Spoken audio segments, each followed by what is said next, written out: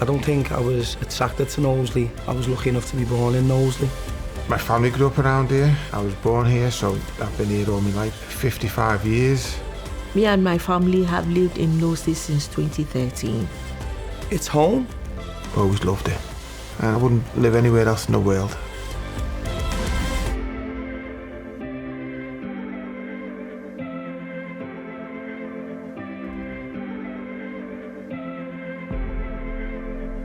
I was born in Liverpool, in the south end of Liverpool, and we moved to Kirby in 1960 when I was 5 years of age.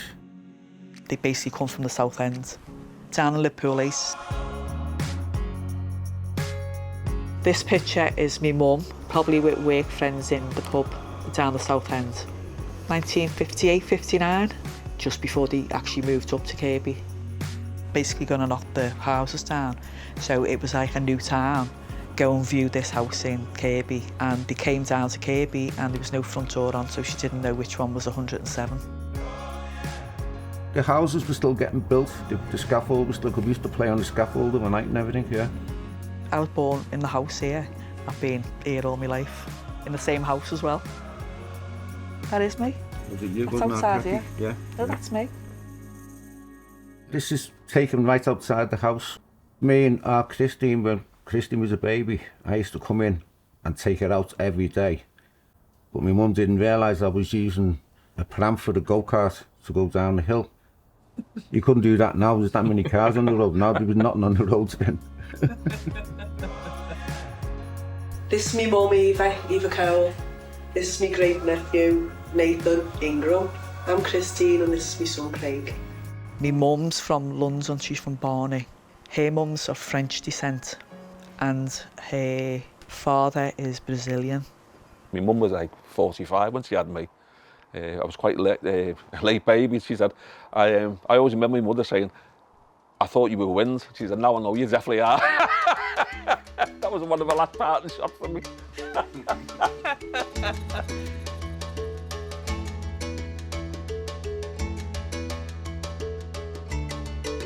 I grew up in Ghana. I come from a town called Koforidua in the eastern region. I'm from a very large family, and we are royals. We come from a very big royal family. I'm also married to a Nigerian as well, so my children are West African. So I always say that we're West African British. Living in the UK and also living in Knowsley has really helped us to embrace different culture. I cherish my heritage. So Vanessa Boateng from Achem, which is my father's village, okay, from Achem and Knowsley.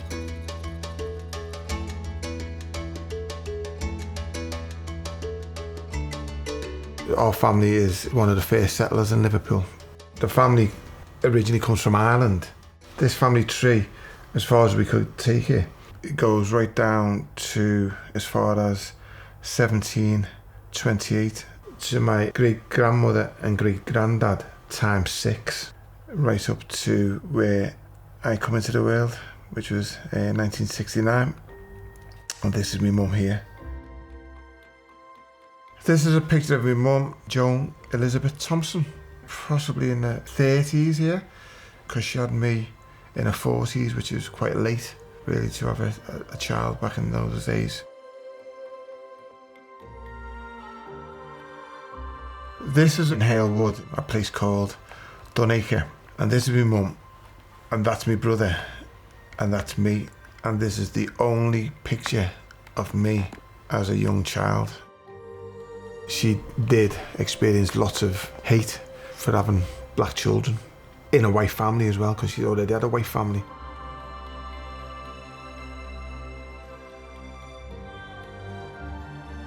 I was raised by my grandmother in Lordens Road, Page Moss. I've got some wonderful memories of growing up in me nan's house. So that's Christmas in me nan's. The only Irish woman that couldn't cook, trust me.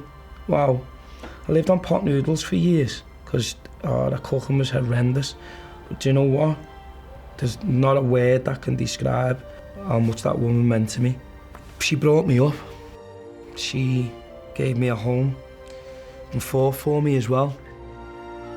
My nan was really, really protective of me. There were some incidents when I was a baby that my nan had spoken to me about before she passed away.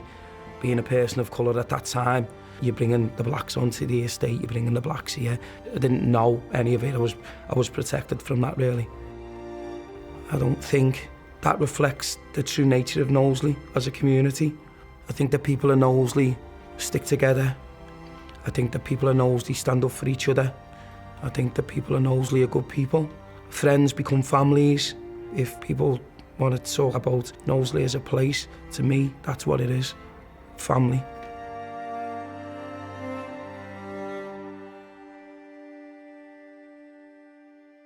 Our black heritage comes from our grandfather from Sierra Leone.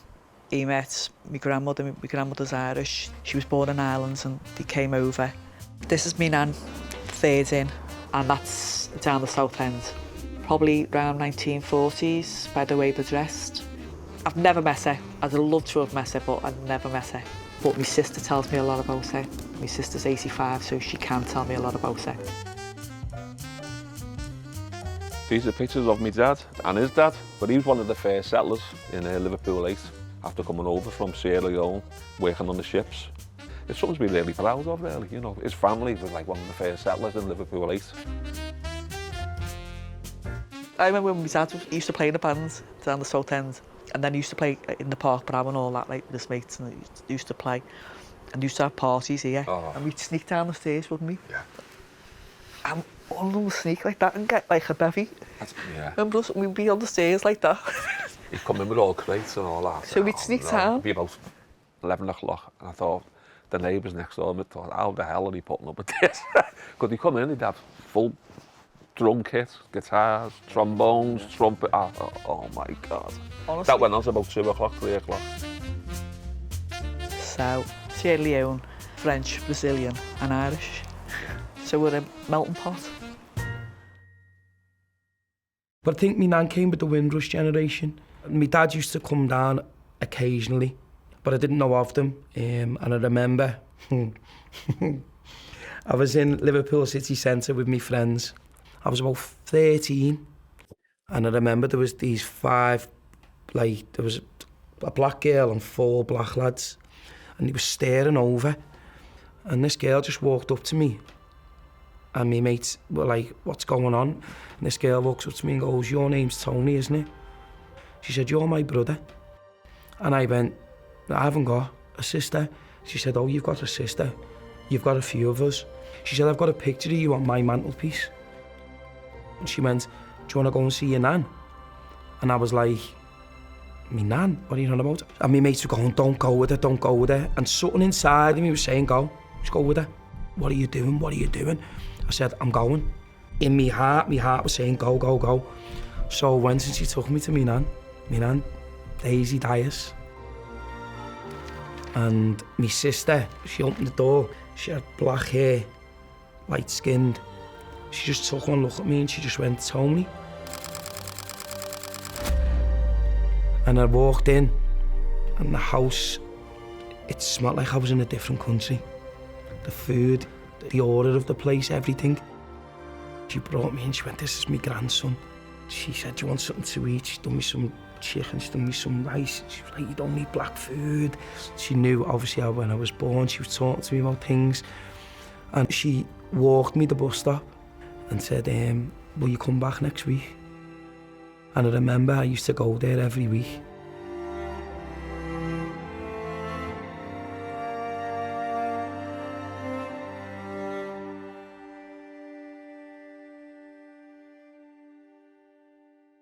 I never knew my father until I was about 16. For me, it was something that I'd always wanted to do, is find my father. And I remember always sort of looking at the stars and sort of wishing. That was when, like, you throw a coin in the water, or you look at the stars and you make that wish, but you are not supposed to tell anybody what that wish was. My wish was to meet my father. When my mum died when I was 16, there was me and my brother living in the house.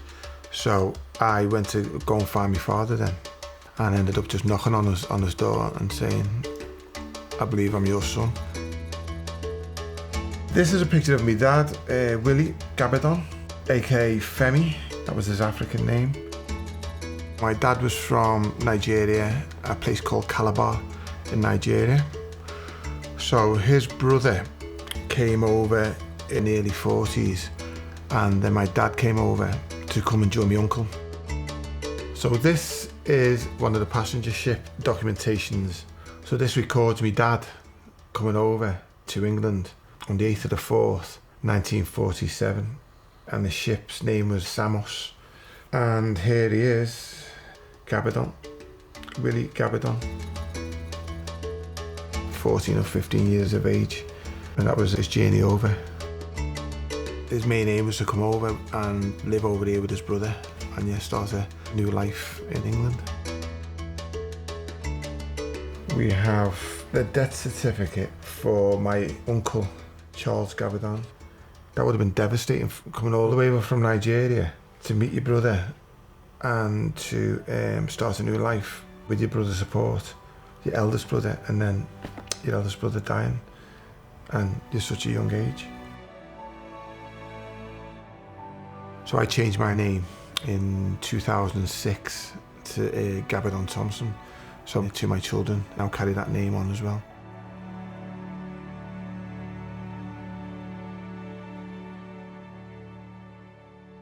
I moved from Halewood. I went to Toxteth, went to live on a place called Granby Street, and because that was seen as a black area, I thought, do you know what? That's where I belong. That's where I'm going. I used to go and see them all the time, and I was just a new black kid on the scene because I didn't speak like them, like safe, you lie, you know, all those things. And I'd try, but it didn't fit with me, it didn't work. So sometimes I'd come back home tonight and be like, you're lying, and they'd be going, what?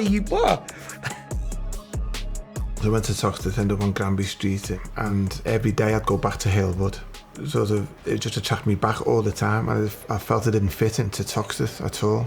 I was just drawn back to Halewood, and that sort of fixed my identity crisis, because my identity was Halewood. It wasn't about a black and white thing for me, it was about where I belonged. I ended up playing football. Football's been a big part of my life. So this was one of the first teams I played for. From Eighton, I was the youngest player in the team. I won that trophy for Sportsman of the Year or something, but I thought it was the World Cup. I was so proud of myself. These were boys from Knowsley, Dovecot. We never went to school together, but we ended up playing for the same team, and they were like friends for life. And I remember playing for a team called St John Bosco, and what they did was they took us in the summer holiday round Europe for 3 weeks. Some of us had never been past Wales. You know, that experience, it was unheard of. The local community helped. They raised a lot of money and sent us on that journey as young children. So for me, that's what it means living in Eighton. I got picked to be the captain of the team. I was the only black kid on the team, and I was the captain. One of my favourite players was Rudolly, and he wore 10. And he let me wear number 10. But that was me, and that's in Holland. That was in Holland, that picture taken. I remember this one of my brother, Stephen, when he was picked out to go to Dallas to play in the Dallas Cup. I always remember it because it was all over the Kirby Report, which is the local newspaper at the time. All my mates were like, oh, your kid's going to America and all that. It was quite a bit of a sensation at the time in the area, you know, in Kirby, everyone was talking about it. And then he went on to play for Liverpool FC. And I played for this club, Stalybridge.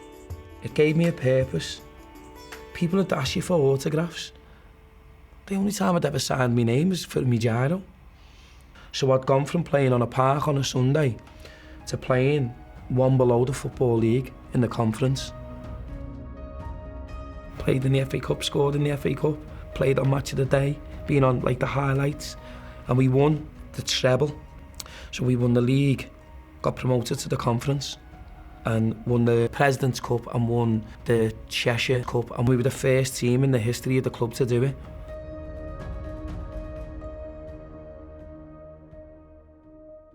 I was in a nightclub in 1988 in town, and I was singing to a song called Rapper's Delight back in the day by the Sugar Hill Gang. So I'm on the dance floor and just rapping away or singing away to this song, and a lad from Hale Wood come up to me that I sort of knew and said, "You can rap, can't you?" I went, "Not really, no, I'm just singing to this tune." And he went, "Well, I'm thinking about making a couple of records. Do you fancy rapping on some of the tunes?" And I went, "Yeah, go ahead, let's do it." So fast forward, I ended up in studios making records, and we ended up playing in the biggest club in Europe at the time, which was called Quadrant Park.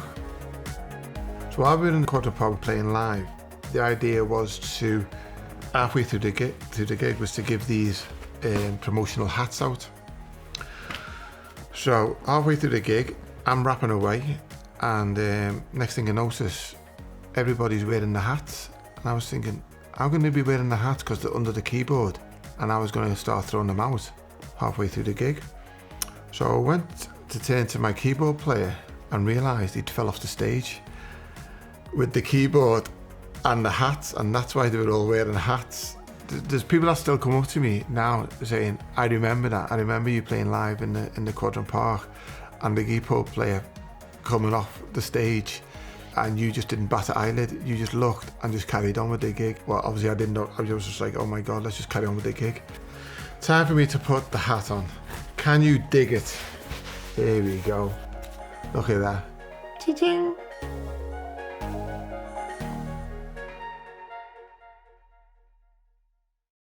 When I was 18, I asked one of the youth workers, Alan Marsh, who run the youth club, could I become a youth worker?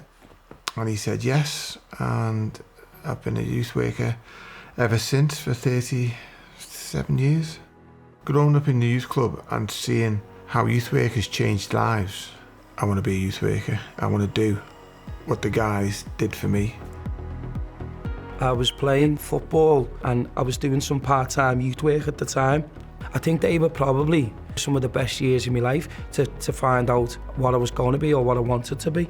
It's part and parcel of the journey as a youth worker, as you become a mentor. 3 years ago I started my own business as well, mentoring, so I do mentoring as well, which is taking people out and looking after their well-being. People come up to me years and years later and say, "That programme that you did for me, or that piece of work that you did, or that boy's work that you did for me, that really changed my life." So that is the ultimate payment for the job. One of the significant memories that I have is me becoming the first Black councillor in Knowsley, and following on that, we also have another councillor as well. For me, I felt that it's a welcoming development.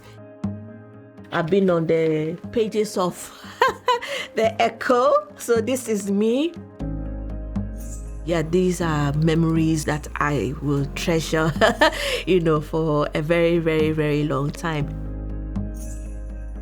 We love our culture, we don't forget our culture, and then also celebrate British culture as well. So combining cultures together is what we love doing, and that's what I love doing. I'm lucky. I count myself as being lucky. I've been given the opportunity to be brought up in two totally different cultures. I'm proud of my roots and my heritage. I'm proud of where my family come from. I'm proud of what struggles that they've had to go through. I'm also proud of being a Sullivan as well, though. Proud of my family in Huyton, who brought me up. When people ask me where you're from, I always say from the Moss. I wish she could see me now. I wish she could see what I've done with my life now. I've never felt anything other than warmth, love, belonging. For me, it was the best place to live.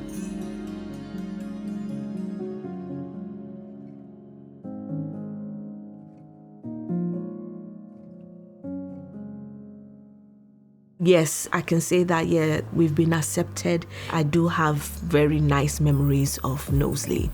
I've felt accepted. I've always been accepted. I've never felt any different. I moved to Skelmersdale, but I ended up coming back here. It's just like a magnet, brings you back. Well, it's my community. I just love it. I love Kirby. I love Kirby people. always lived in Kirby all my life. So yeah, it's been a great sense of community for me around here, to be honest with you. You look back and you think, how lucky are we? Because I know that there'll be some people of colour out there who've not experienced that love, who've not experienced that sense of community, who've not experienced that sense of pride in where they're from. Those are the things that really matter to me because it gives hope. What does here for good really mean for me? I've been here for good. And I'm proud to be able to say that to people. Living in Knowsley, do the people in Knowsley want to be here for good? I'd argue with anybody who said that they don't. The area that give me that chance, that give me that space to grow, I just like to think that I'm continually giving back what I got, which is a great opportunity to life.